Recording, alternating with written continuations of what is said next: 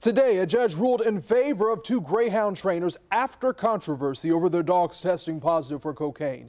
We've been following this story since June, and we told you last week those trainers were challenging the state's drug testing rules for race dogs. Today, they got their first answer from the court. First Coast News' Julia Janae joins us now with the details.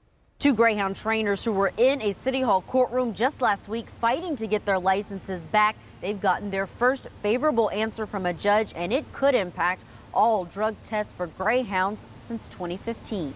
Just like professional athletes, race dogs are subjected to random drug tests. And when those tests come back positive, it's the trainers who are on the hook. First Coast News first reported in June that several dogs competing at Bestbet Orange Park were testing positive for cocaine metabolites. That number totaled 24 violations by August of this year. I moved to North Carolina to find a job.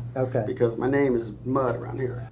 Two greyhound trainers, Charles McClellan, seen here, and Natasha Nemeth, had their licenses suspended and could no longer train at Bestbet. Going to sit here and deny it. But in a ruling by Judge Lawrence Stevenson on Friday, the drug testing rules used by the state are out. Stevenson's order said the Greyhound Veterinary Procedures Manual from 2010 has been outlawed since 2015.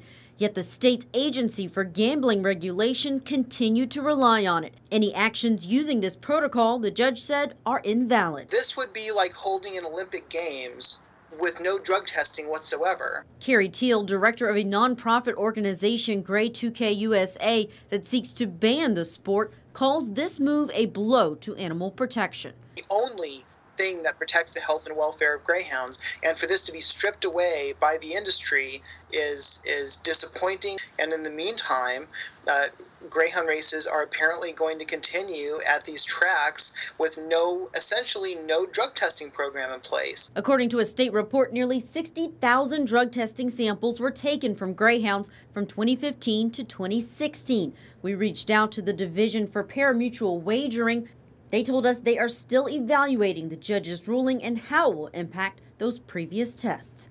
Now, that administrative law judge has not yet ruled on the suspension of those two trainers' licenses. Those cases are still pending, but based on this ruling that invalidates how the testing was done, it's very likely that those trainers and others that are facing the same reprimands could go back to training dogs very soon. For now, reporting downtown, Julia Janae, First Coast News, on your side.